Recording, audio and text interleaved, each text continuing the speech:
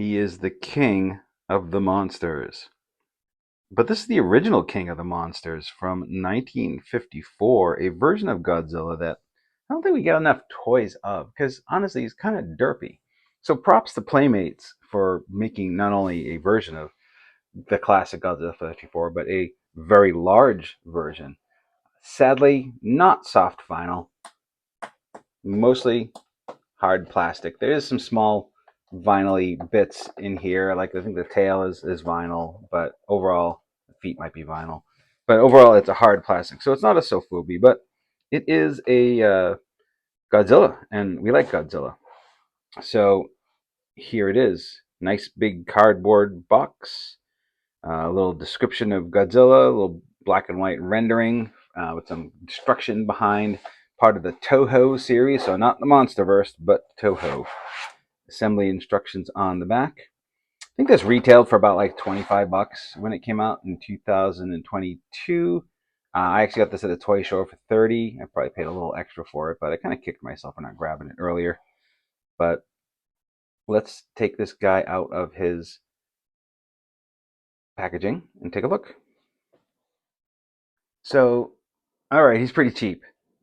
Look at the voids in his feet. Wow, I wasn't expecting that. But they also move, which is also strange. But okay. There's a little assembly, this one piece in the tail, but that should go together pretty easily.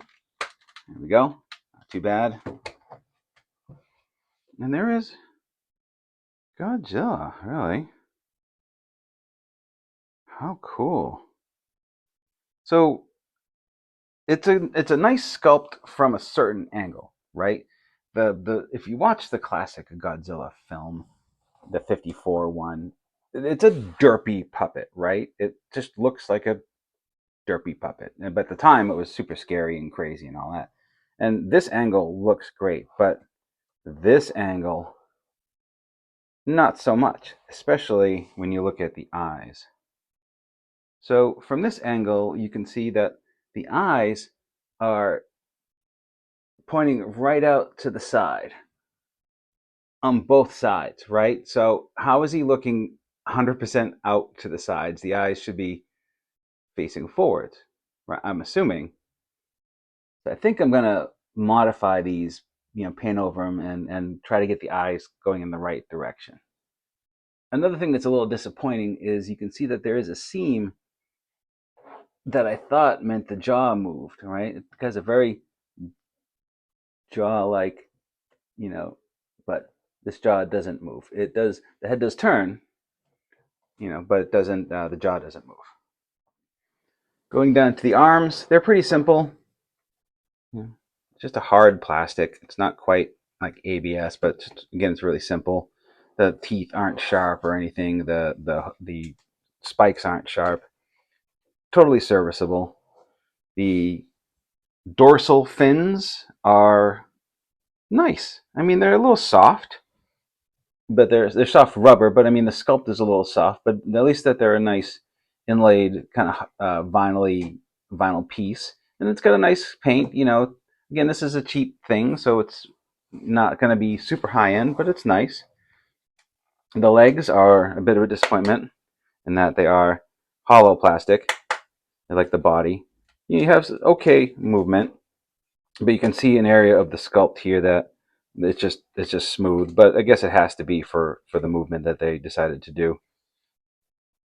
And again, we have those uh, weird feet, weird hollow feet, but they do rotate a little bit. But he's sort of designed in that, like, look, it's really that this is the pose he needs to be in.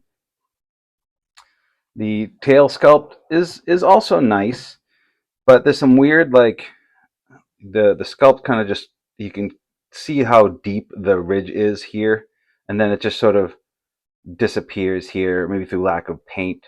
You get these great ridges in the tail, and it's supposed to kind of continue here and up through here, but the paint wasn't there. There's also, like, I don't know if you can see it. Let me see if you can get in there. Some kind of glue residue or something in there. I'm not sure what that is. And I kind of don't want to know, but the tail is vinyl, and it does rotate a little bit when it's there. So Godzilla is cool.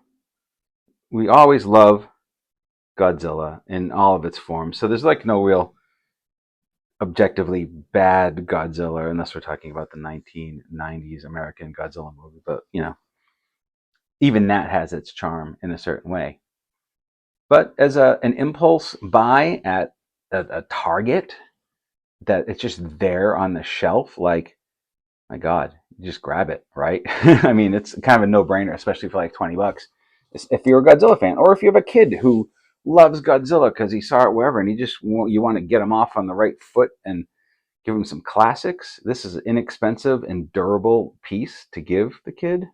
Just notice some paint flaws down there on the toe. Looks like it chipped down there. Whether I did that or, they strap in the feet with the plastic ties, so it's possible that that could have rubbed there. But again, for the 20 some odd dollars that this was at retail, can't complain too much. And I don't think you should complain either, because Godzilla is amazing.